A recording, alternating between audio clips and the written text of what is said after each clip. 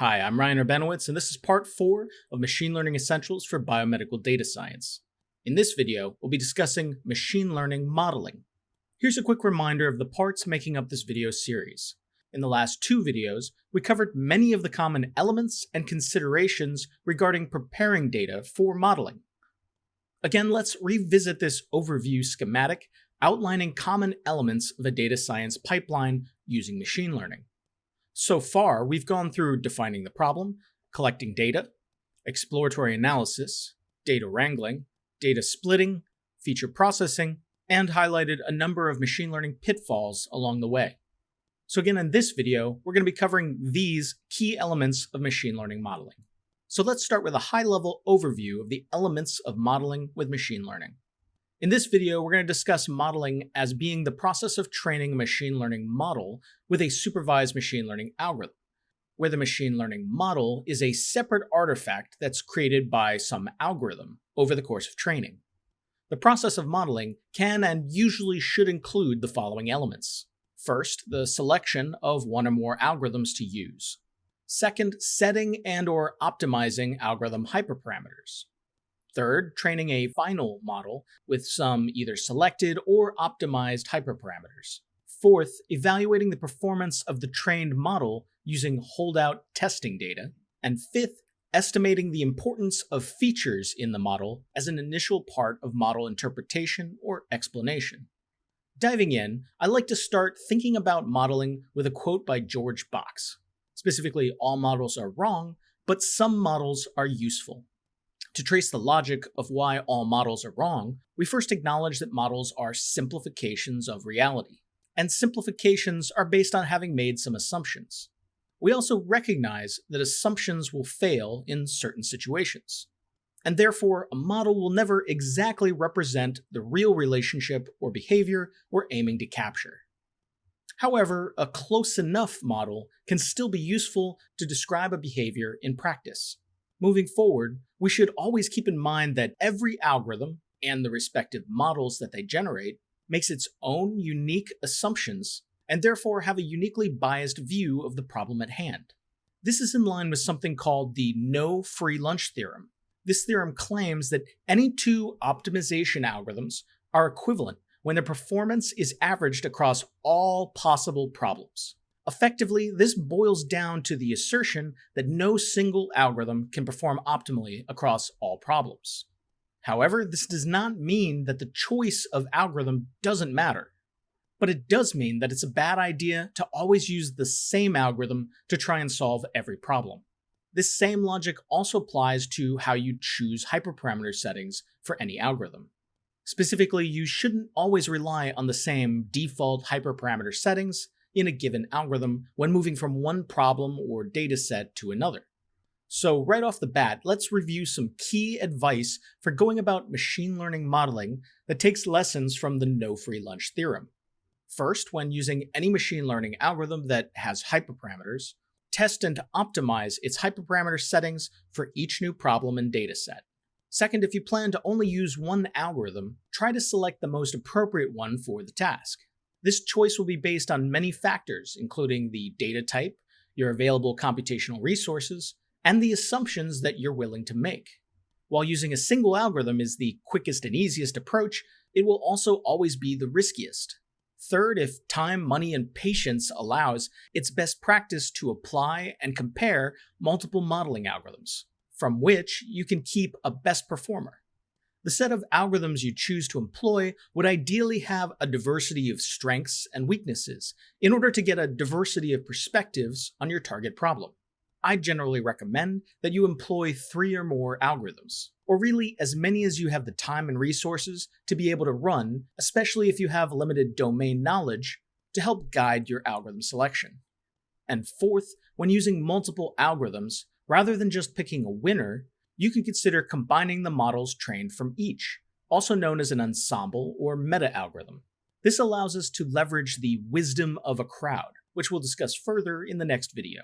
While combining models as an ensemble is often expected to have the top performance when it comes to effective generalization, these strategies are ultimately among the most difficult to interpret. As a precursor to algorithm selection, let's recall that there are many families of machine learning algorithms, each of which having many variations and implementations that can be used in practice. But what actually constitutes a unique machine learning algorithm? Well, first, this consideration might be important when trying to understand how a given algorithm works or the assumptions it makes, as well as when tasked with trying to replicate someone else's work or deciding what specific algorithms to use for yourself. What constitutes a unique algorithm isn't really something that's actually clearly defined, so I'll give you my own perspective here. At the most basic level, I think most people would agree that this involves the unique combination of the following: a strategy to learn, a strategy used to represent knowledge that has been learned, for example in a model, and any unique underlying assumptions being made by this approach, either explicitly or implicitly.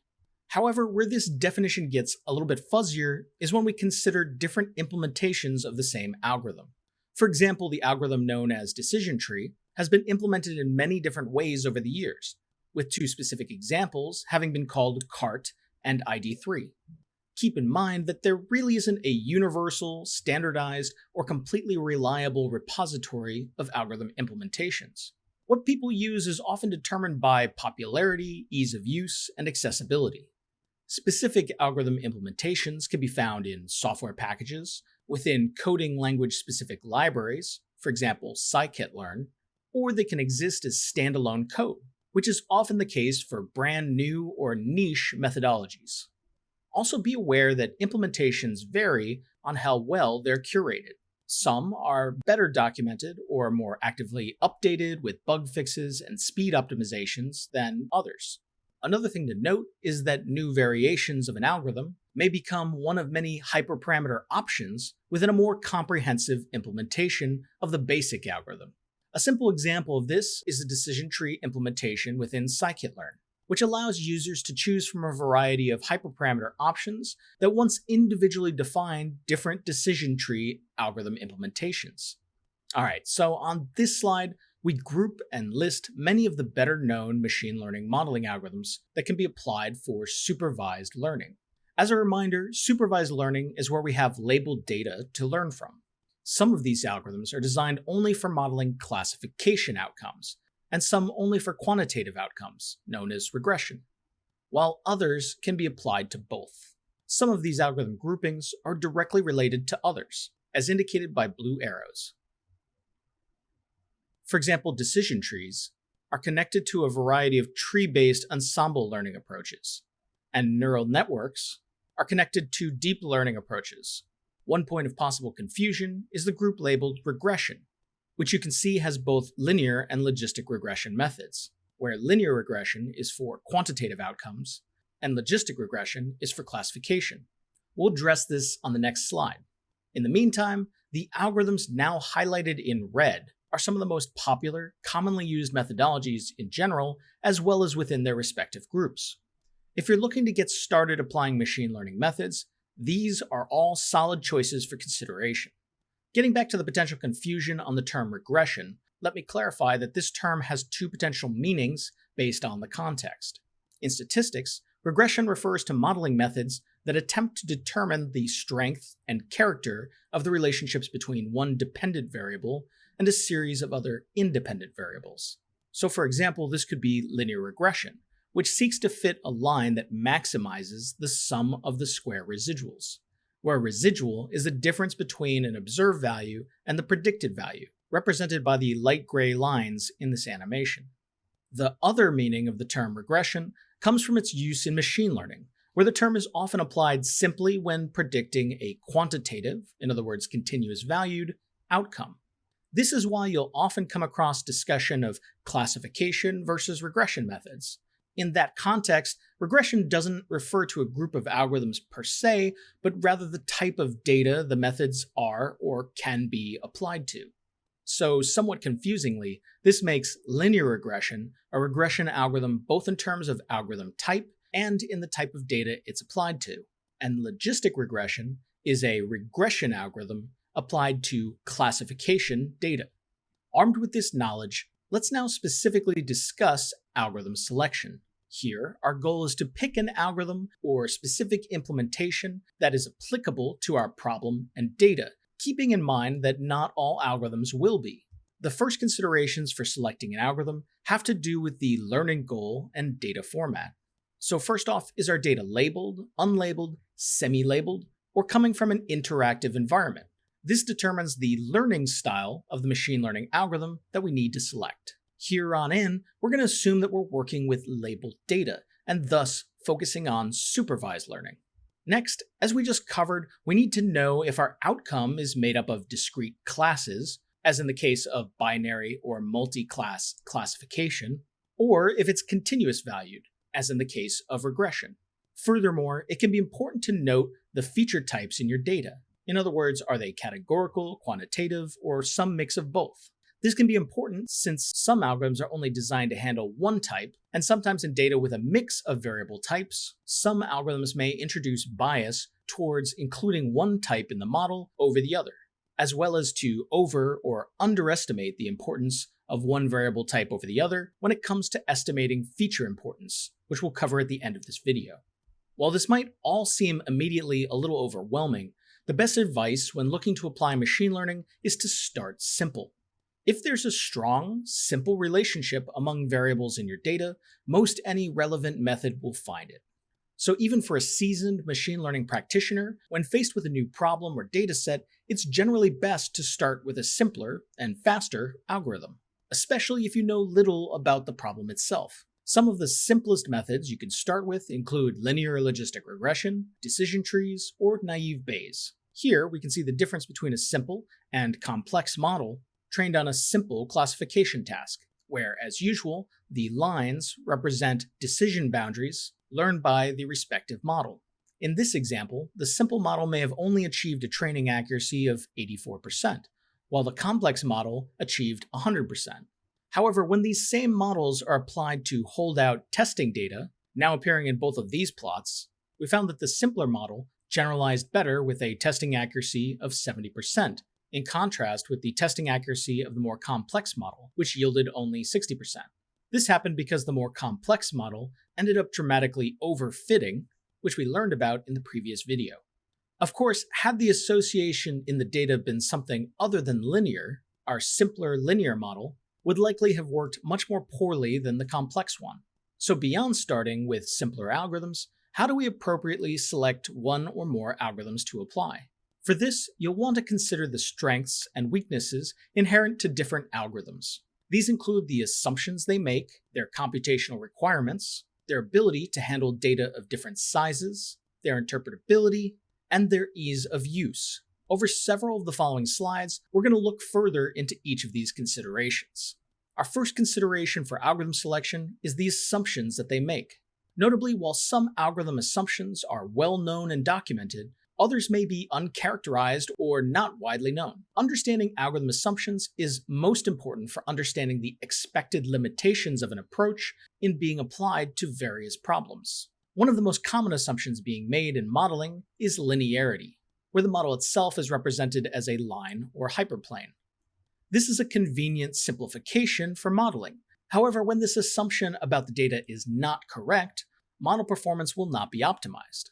For example, in this classification problem, with two predictive features on the y and x axes, we contrast the actual ideal class boundary, given as a green circle, with the best linear boundary, which was identified by an algorithm that assumes linearity.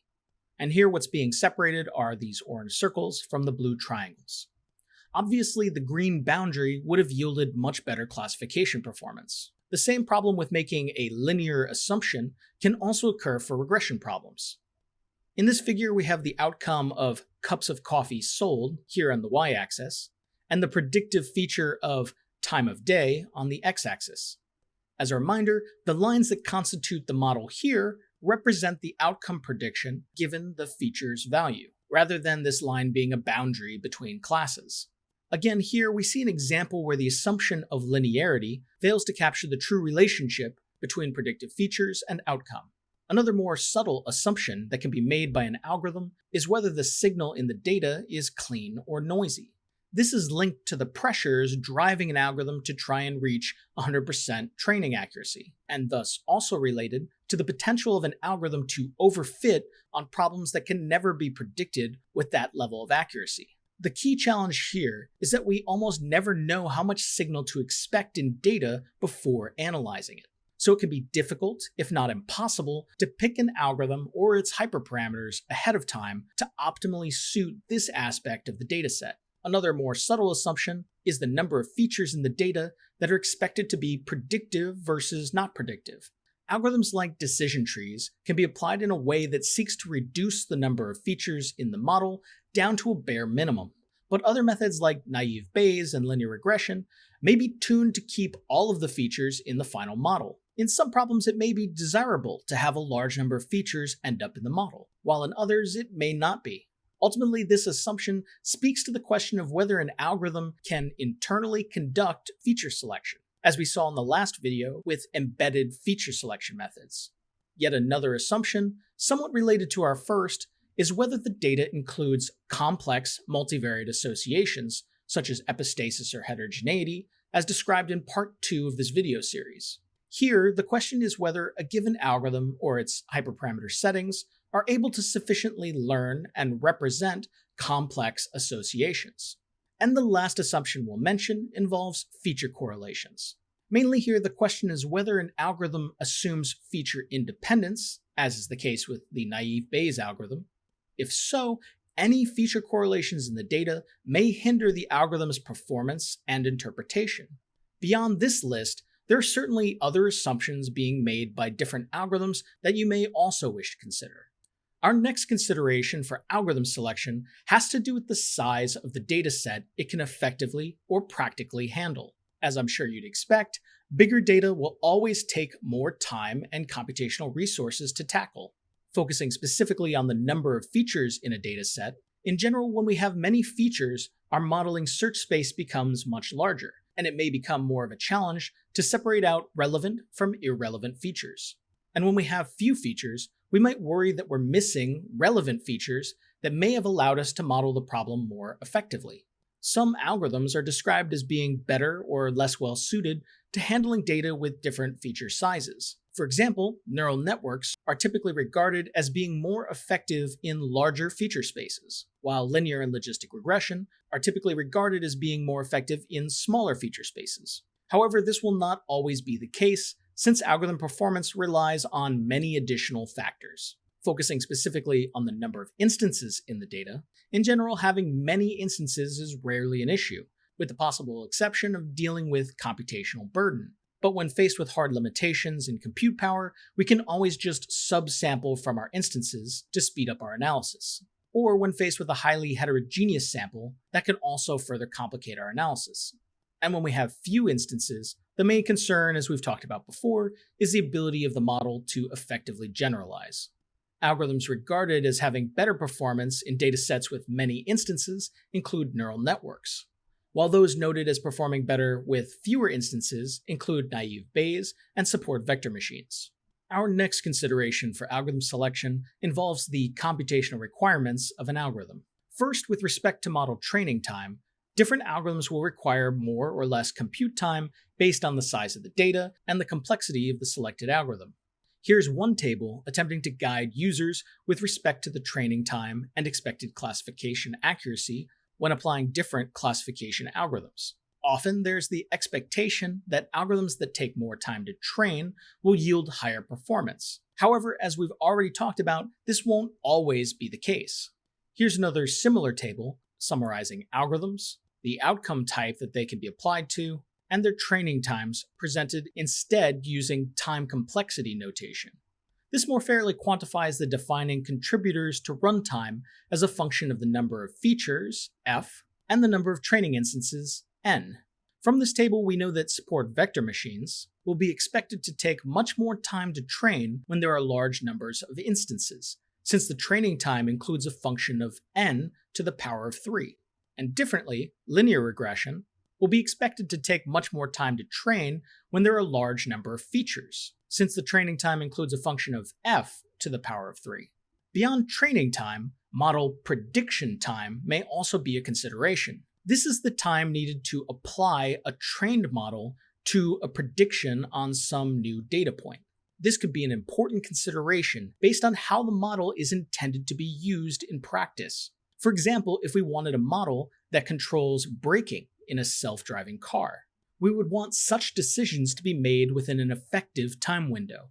Typically, ensemble algorithms, or models that rely on referring back to the training data, such as k-nearest neighbors, will have slower prediction times. Going back to this table, we've now added another column that includes the time complexity of classification prediction for all of these different algorithms.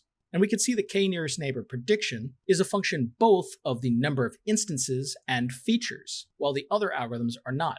Of note, n sub trees refers to the number of trees in the model, and n sub sv refers to the number of support vectors in the model, rather than these n's referring to the number of instances. Furthermore, in picking an algorithm, you may need to consider memory requirements, which involves the space in computer memory required to hold the data and algorithm, along with any intermediate calculations being computed by the algorithm during training. In practice, you may find that your computer doesn't have enough memory to run certain algorithms on data with certain sizes.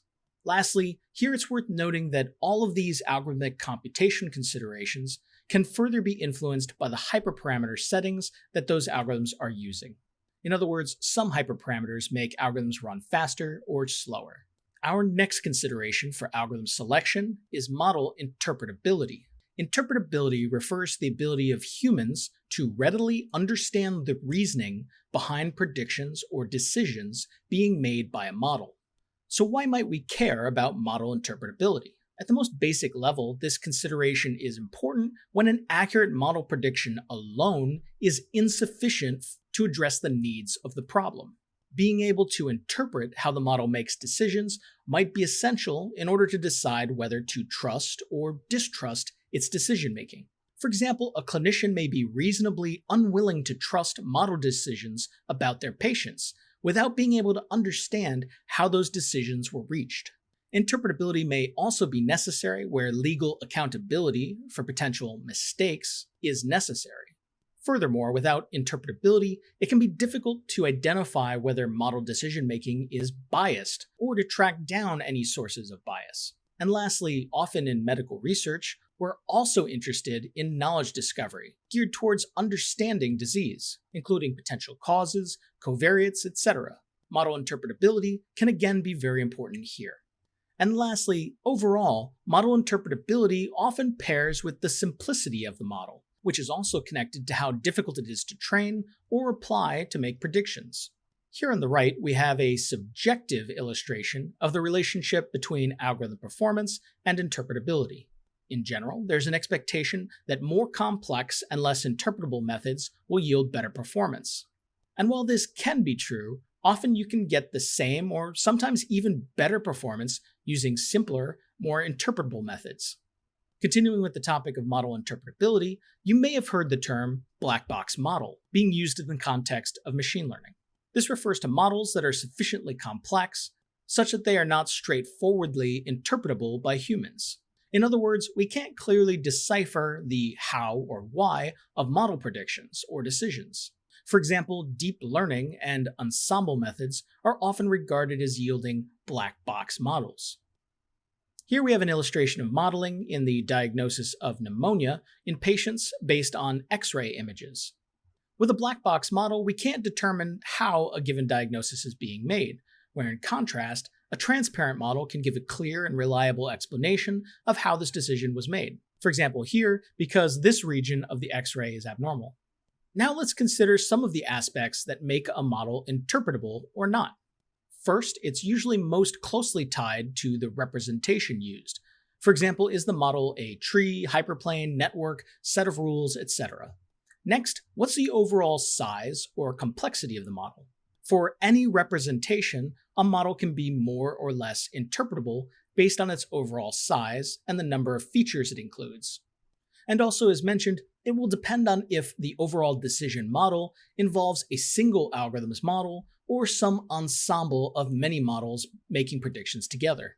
The latter here obviously being much harder to interpret. Ultimately, interpretability can be a largely subjective quality, and by and large, very few algorithms are considered to yield truly interpretable models. As we will learn more about in the later video on post-analysis, Interpretability is different and more difficult to achieve than explainability. Now let's consider some of the different modes of interpretability and explainability. Interpretability can be considered at the level of the model as a whole, or when understanding how a single prediction is being made by the model. One of the easiest modes is quantifying feature importance in the model. In other words, the contribution of individual features to making model predictions in general. This will be discussed more at the end of this video.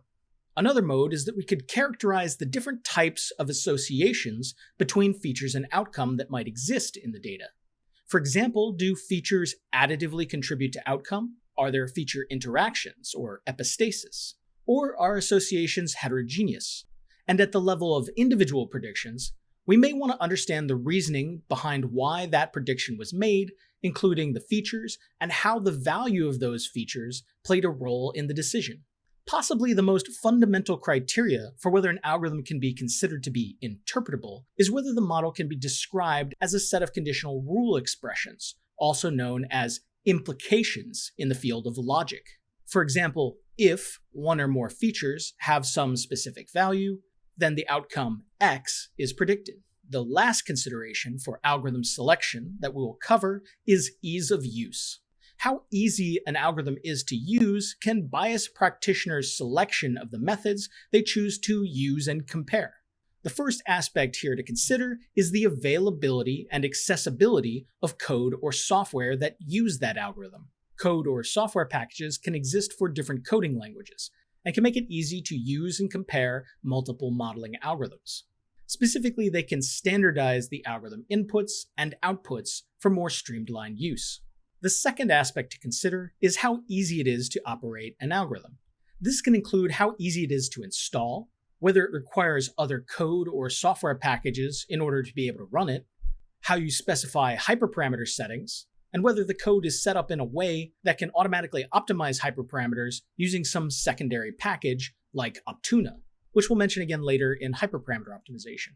And how many possible hyperparameters does that algorithm have that you might need to consider tuning?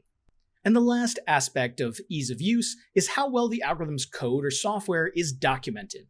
Good documentation contributes to how easy the software is to use, and its transparency in terms of how it works and the assumptions that it makes. If you're struggling with algorithm selection, I'd also point out that a number of cheat sheets have been created to help users decide what algorithm or algorithms may be most appropriate for them to use in different circumstances. Furthermore, I'd recommend checking out this pretty solid summary of strengths and weaknesses of popular machine learning algorithms found at this link. Let's end our discussion of algorithm selection with a summary of some key points. First, keep in mind that there's a difference between whether a machine learning algorithm can be applied to a given dataset and whether it's likely to perform well on that same dataset. Most of the time, it's very difficult to predict what algorithm will work best prior to actually trying them out. Second, different implementations of the same algorithm or the same algorithm concept, for example, different implementations of a decision tree, can perform differently due to even very subtle differences in how they're coded, variations on approach, or the available hyperparameters. Third, variations of the same algorithm or algorithm family can potentially provide more flexibility to handle different problems or assumptions. New and modified machine learning algorithms are constantly being proposed, and this makes the field of machine learning both exciting, but also often messy and a bit confusing.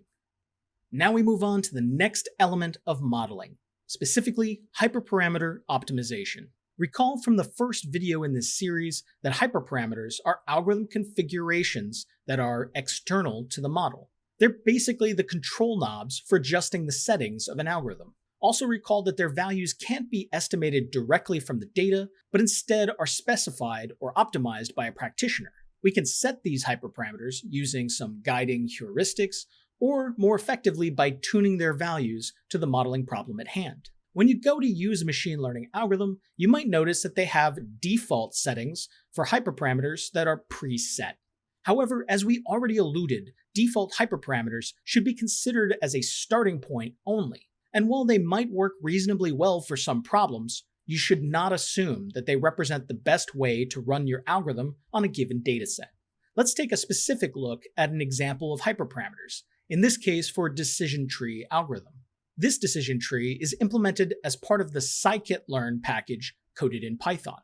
We'll go into decision trees in much greater depth in the next video, but for now, just know that these algorithms create models that lay out a tree of features specifying value choices that will lead you down one branch or another, until you reach the bottom of some branch where the decision or prediction is ultimately made.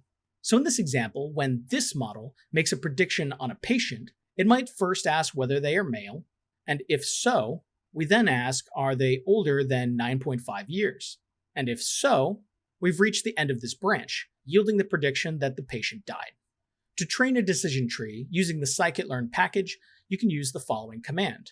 Some of the key hyperparameters available for this implementation of a decision tree include the max depth, which specifies the maximum allowable depth of a trained tree. Also, there's min sample split, specifying the minimum number of samples required in a given node of the tree to further split a given node during training.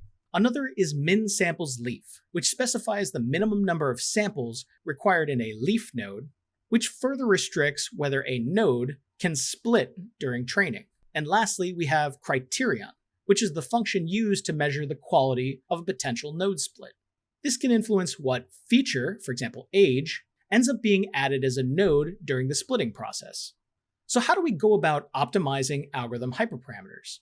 The term hyperparameter sweep describes the search for the best hyperparameter configuration of an algorithm on a given dataset. Strategies include conducting a manual search, where a practitioner attempts to apply their experience or domain knowledge to try out different settings and then pick the best one. Another approach is called a grid search, where specific value options for each hyperparameter, visualized here as the x and y axes, are chosen, and then every unique combination of these values is tested as a search grid. The numbers in this illustration indicate each of the sweep trials in sequence. The color gradient you see behind these numbers represent what model performance would be possible within the search space of all possible hyperparameter combinations. And as you can see, a grid search is just going to try out a fixed sweep within this space as a whole, trying its best to sample different possible configurations. Another type of sweep is a random search, where value ranges are specified for each hyperparameter, and the sweep randomly chooses different combinations of these values to explore until some pre-specified number of attempts are reached. And lastly, we have a smart search, where, like in random search, value ranges are specified for each hyperparameter, but over the course of trials, hyperparameter combinations that are more similar to previous ones that yielded better performance are also tried, in an attempt to intelligently converge on more optimal settings. Examples of smart search include evolutionary optimization and Bayesian optimization, the latter of which is used by the automated hyperparameter sweep package called Optuna. We've employed Optuna in our lab's own AutoML software called Streamline, which we'll discuss more in the last video of this series. Next, let's summarize the steps of a hyperparameter optimization applied in combination with cross-validation splitting. First, identify the key hyperparameters available in the algorithm that might benefit from being optimized. This can differ from algorithm to algorithm and problem to problem, so you might need to do a little bit of digging and reading to figure out which hyperparameters you should pay attention to. Second, identify the value ranges or options that might be relevant to explore for each of these hyperparameters. Third, select the sweep strategy that you want to use. Personally, I'd recommend some form of smart sweep. However, it's worth noting that none of the sweep options are guaranteed to find the absolute optimal hyperparameter configuration. Technically, you could spend days and days of compute time just exploring different hyperparameter combinations. But usually for most people, it's sufficient to at least run some sort of quick sweep to make sure that you're using something that's at least somewhat optimized. Fourth, apply whatever sweep strategy you've chosen while using nested k-fold cross-validation to evaluate your data. In other words, secondarily apply k-fold cross-validation to each primary level training split. The evaluation of a single hyperparameter combination will be the average model performance across all of these secondary cross-validation splits. For the secondary hyperparameter cross-validation, our choice of k partitions can be something a little bit smaller, like 3 or 5 folds. in order to reduce the computational expense of the hyperparameter optimization procedure. And lastly, across all optimization trials, identify the best hyperparameter combination. Let's look at a quick, simple example of a hyperparameter sweep, sticking with our decision tree example. Here we're using a random sweep and threefold cross-validation to make training and validation partitions for hyperparameter optimization. Further, holdout testing data has still been set aside and is not included in any way during the sweep evaluation. In this case, we'll seek to optimize the same four decision tree hyperparameters that we introduced earlier, and we'll define our hyperparameter values as follows. For maximum depth, the options are 3 or none. For min sample split, we can choose anywhere within the range of random integers between 2 and 10. For min samples leaf, it's any random integer between 1 and 10. And our criterion options can be either Gini or entropy. After running this sweep, the hyperparameter settings that achieve the highest average validation accuracy, in this case 0.6818, were as follows.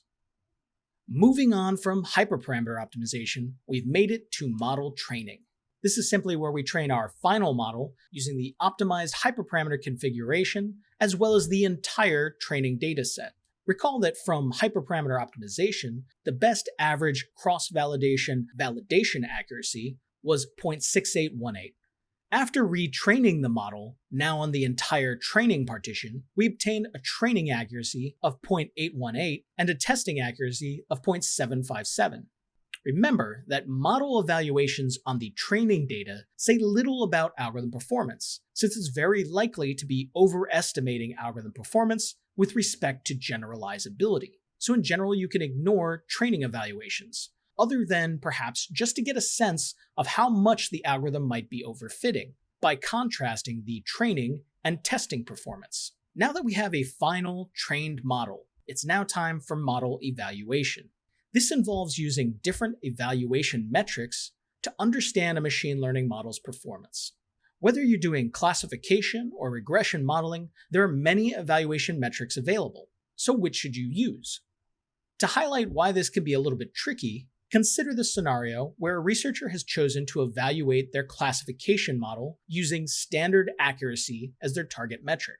Of note, standard accuracy is simply calculated as the number of correct predictions for either class divided by the total number of predictions that were made. And let's assume that the dataset that they're analyzing has many more controls in blue than cases in orange. And so our dataset here is imbalanced.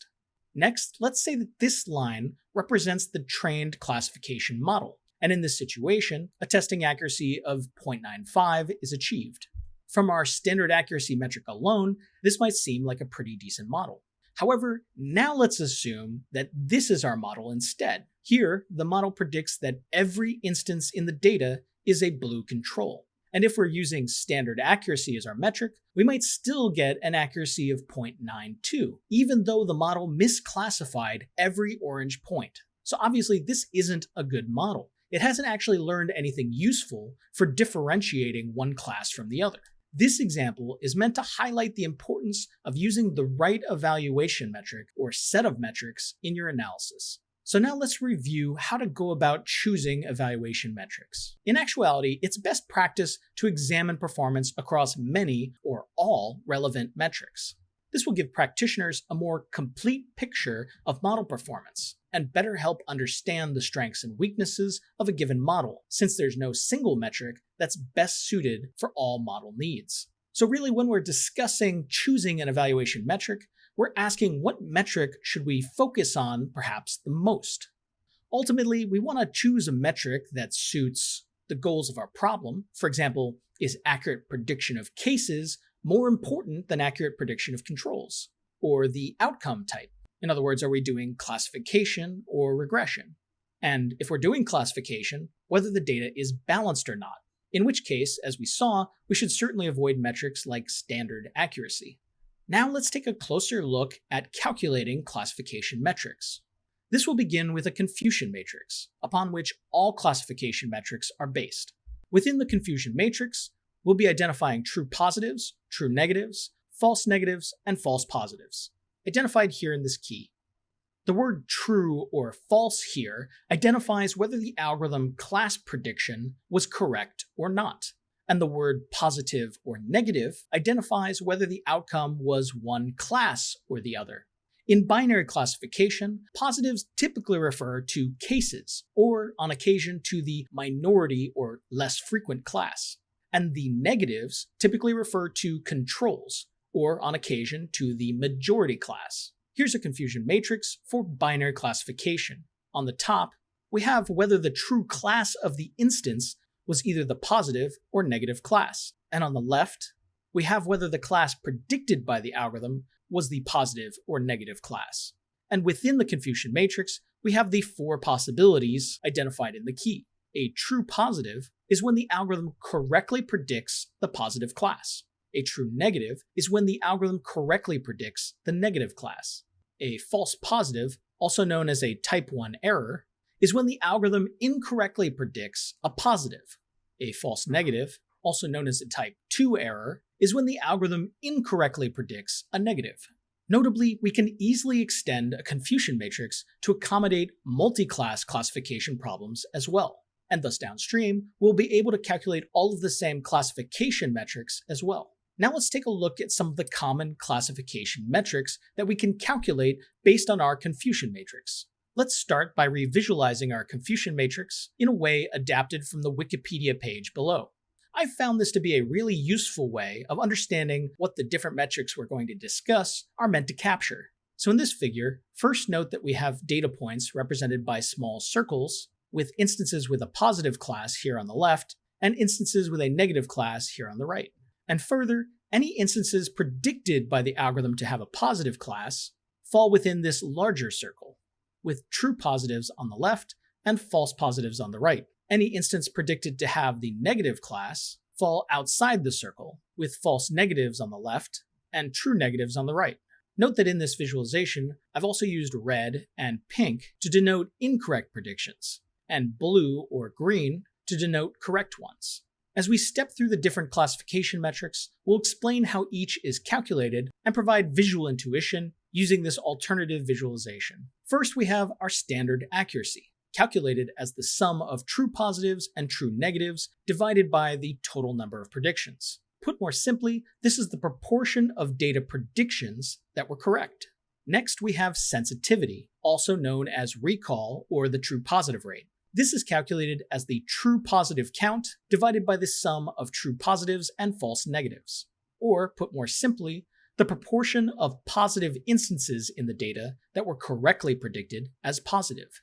Next, we have specificity, also known as the true negative rate, which is essentially the counterpart of sensitivity. This is calculated as the true negative count divided by the sum of true negatives and false positives. Or more simply put, the proportion of negative instances in the data that were correctly predicted as negative. Based on these two metrics, we can now calculate balanced accuracy. This is calculated as the average of sensitivity and specificity. This is a great alternative to standard accuracy, especially when there's class imbalance. Balanced accuracy will actually give the same result as standard accuracy when the data is balanced. But when it's not, it ensures that the prediction of both classes are equally valued. Of note, the balanced accuracy of a model that always predicts the same class in some binary classification problem will always have a value of 0.5, which is no better than chance. Next, we have precision. This is calculated as true positive count divided by the sum of true positives and false positives. Or, put more simply, it's the proportion of instances that were predicted to be positive that were indeed positive. And further, we have negative predictive value, which is essentially the counterpart of precision. This is calculated as the true negative count divided by the sum of true negatives and false negatives. Put more simply, this is the proportion of instances that were predicted to be negative that were indeed negative. Next, we have the F1 score, often used in diagnostic classification. This is calculated as the harmonic mean of precision and recall, or 2 times the factor of precision and recall divided by the sum of precision and recall. This metric is particularly useful when it's more important to predict positives correctly than negatives, as it ignores true negatives entirely. Next, we have the false positive rate, calculated as the false positive count divided by the sum of false positives and true negatives. This can also be calculated as simply 1 minus the specificity. Unlike all other metrics we've discussed so far, this is a metric that we want to try and minimize rather than maximize. Also this far, all of the metrics we've described will have values between 0 and 1. Next, we have the positive likelihood ratio, calculated as sensitivity divided by 1 minus specificity. This metric assesses the value of a diagnostic test, or in other words, the post-test probability of disease. The more this ratio is greater than 1, the more likely the patient will have the disease. And lastly, we have the negative likelihood ratio, calculated as 1 minus sensitivity divided by specificity. This metric also assesses the value of a diagnostic test, where the more the ratio is below 1, the less likely the patient will have the disease. Another important note is that all of these metrics could be calculated both for training instances and/or testing instances. Since it's model generalization that's most important, you should almost always be focused on testing data evaluations, unless you have a very specific reason to do otherwise. Notably, when a machine learning model makes a classification prediction, it isn't really outputting the class itself, but rather the estimated probability of the positive class. So before evaluation, we apply a prediction threshold to decide what the predicted class is for that instance. By default, this threshold is typically set to 0.5, meaning that any instance receiving a model prediction larger than 0.5 will be considered a positive prediction, and any below 0.5 will be considered a negative prediction. However, when applying a model in practice, it may be useful to use an alternative prediction threshold. For example, if our problem values making correct predictions on one class over the other.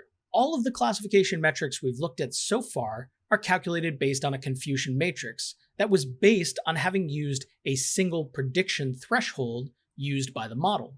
However, now we're going to discuss a way to visualize and evaluate model performance across all possible decision thresholds for a more holistic evaluation. And for this, we have a receiver operating characteristic, or ROC curve. This is a graph showing the performance of classification across all decision thresholds. To make this graph, we plot the model's true positive rate on the y-axis and its false positive rate on the x-axis, where the true positive rate, as we saw in the last slide, is also known as the model sensitivity or recall, and the false positive rate is also known as 1 minus the model specificity. To understand how this graph is constructed, let's first look at different model performances, assuming a default threshold of 0.5. A perfect classifier, or model, is one that achieves 100% testing accuracy, and such a model would have a true positive rate of 1 and a false positive rate of 0. And we identify this model's performance on this graph with this blue point. An OK classifier, represented by this orange point, has some trade-off between true and false positive rates. In this case, a true positive rate of 0.7 and a false positive rate of 0.3. And lastly, we have a random classifier. In other words, one that makes predictions on par with random chance. Assuming we have a balanced data set, a completely random classifier would have true and false positive rates of 0.5. Extending from this random classifier's point, we will now add our no skill line to the graph, which identifies the boundary on the graph at which model performance is not better than random chance. We can see that the no skill line here extends from the lower left to the upper right of the ROC graph. Next, let's consider two possible extreme settings for a model's decision threshold. In the upper right of this graph is where the threshold is set to 0, meaning that such a model would predict every instance as being positive. In the lower left, we have the other extreme where the threshold is set to 1, meaning that the model would predict every instance to be negative. Obviously, as we mentioned earlier, neither of these options would be useful in practice. However, how would a given model perform at different possible decision thresholds between these 2 points? Let's go back to our perfect model, and we now represent this model's ROC curve as this solid blue line. A perfectly performing model such as this would only output prediction probabilities of 0 or 1, meaning that if we change the decision threshold between 0 and 1 from the bottom left to upper right, we see no change in performance, other than the true positive rate starting at 0 when we predict all models to be negative. Moving to our OK model, Now we can see the trade-off between true and false positive rates as we explore the continuum of possible decision thresholds. And again, our no skill line represents the threshold at and beneath which a model is performing no better than random chance. Using these curves, we can calculate a single metric to summarize model performance over all of these possible decision thresholds. This is known as the area under the curve, or AUC. Here we can see the AUC of a random model, which would have a value of 0.5. This score again reflecting that this model does not perform better than 50-50 chance. Then we have the AUC for our OK model, which might have a value of something like 0.7. And lastly, the AUC for our perfect model would be 1, the maximum AUC value. An important consideration when using ROC curves is that when you have high class imbalance, the area under the ROC curve can be an overly optimistic estimate of performance. So just like for standard accuracy, when faced with increasingly extreme class imbalance, it's best not to focus on AUC of the ROC as a metric. We'll talk about an alternative to this in a couple of slides. So now let's look a little more closely at how we generate an ROC curve.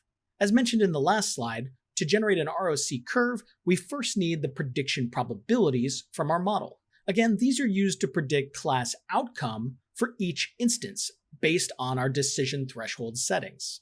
In this animation, we visualize the impact of how changing the decision threshold can change what predictions are being made on different instances in the data. Along this line, we have testing instances from the data ordered from left to right based on the model's predicted probability that they're positive. The true outcome of each instance is denoted by either the color blue for positive or red for negative.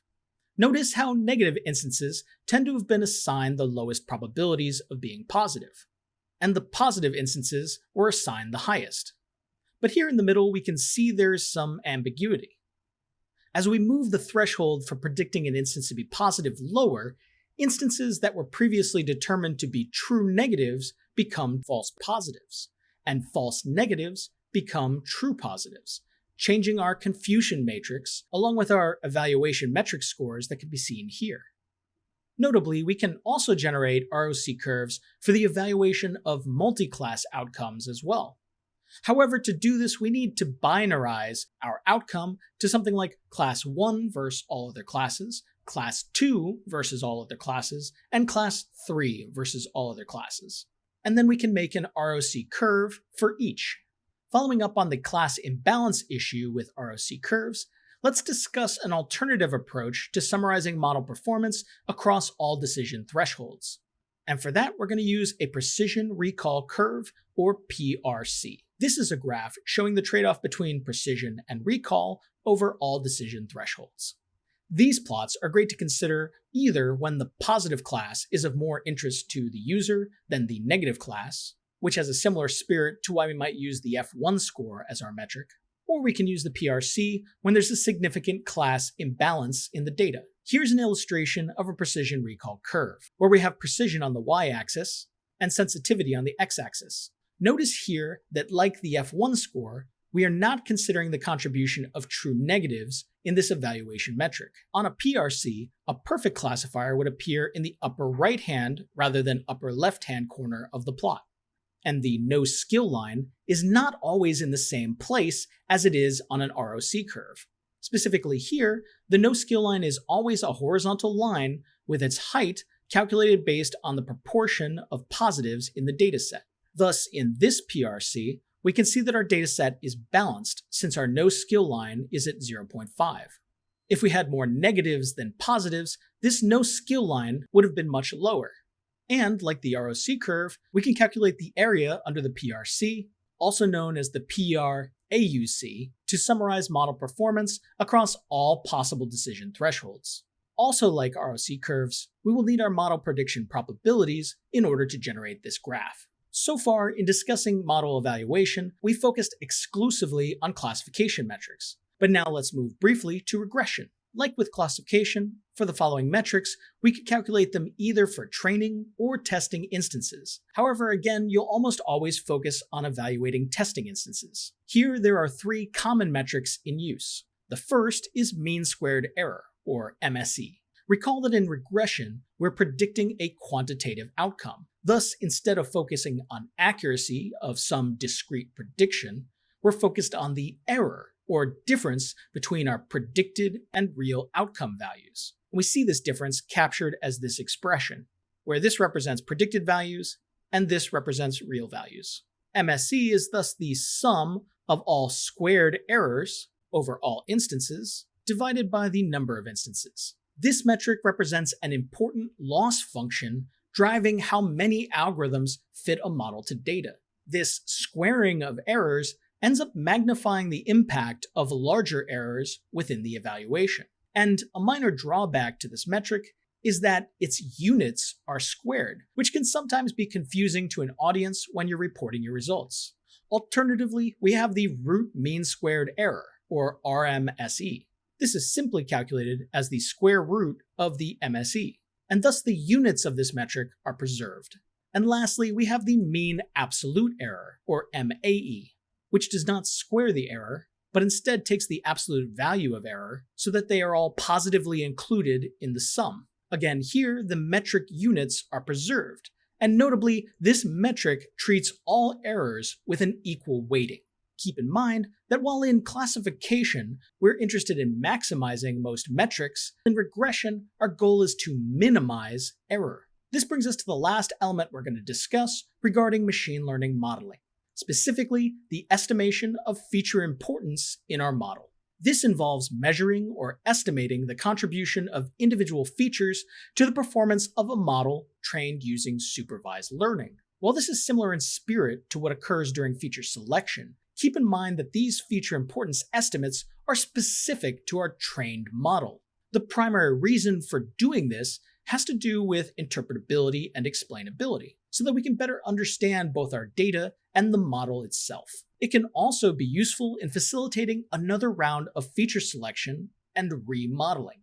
In other words, perhaps we find that only a handful of features that ended up in our model were of particular importance, and we want to find out how well our model could perform with only this new subset of features. Perhaps some less important features represent information that is expensive to collect in the real world, and we want to see if a model that doesn't require collecting that data could be just as effective. Ultimately, the process of machine learning and modeling can be an iterative process. However, do be cautious about knowledge from your testing data evaluations leaking into iterative attempts at modeling. Basically, you should always have holdout data set aside that hasn't been used in any learning or decision-making of the model prior to a final evaluation being made. Back to feature importance, some but not all algorithms offer a built-in strategy to estimate feature importance. These are each algorithm-specific estimates, and do not necessarily capture the same thing as you go from algorithm to algorithm.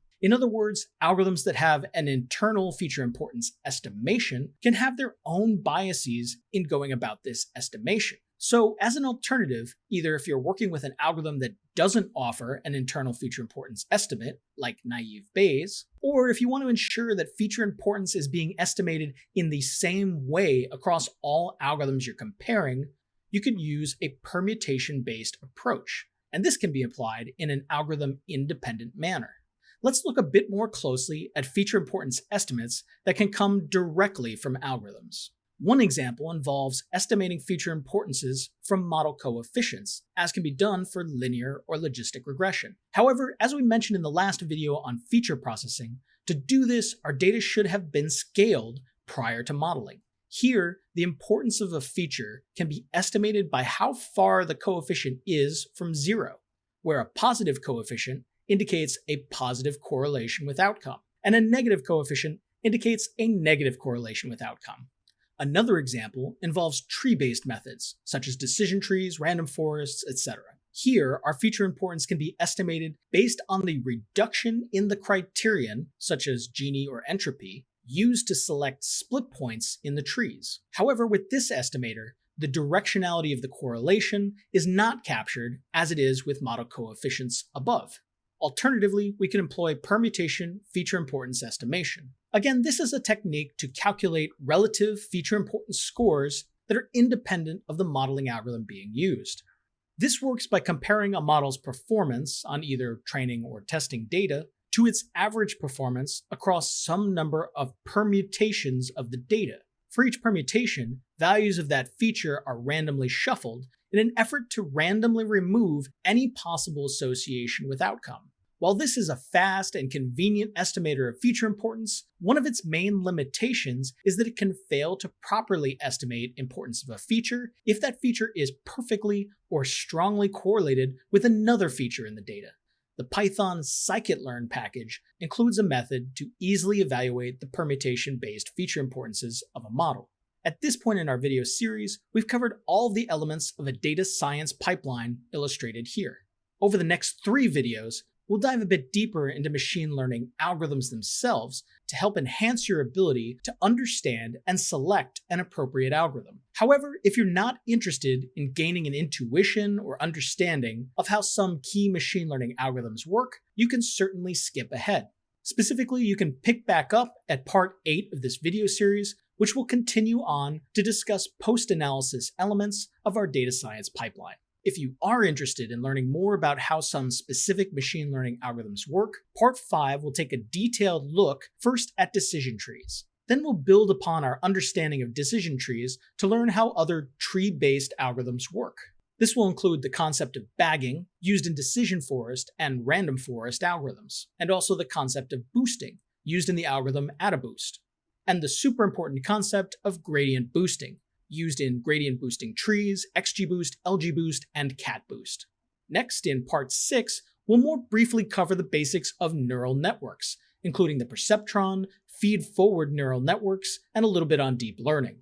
And then in Part 7, we'll cover a family of machine learning algorithms that are not as widely known, called rule-based machine learning. The reason I'll take some time to include them in this series is that they can model extremely complex associations, while tending towards being one of the most easily interpretable and explainable algorithms out there. However, feel free to skip that video as well if you want to stick to learning about machine learning algorithms that are presently more mainstream.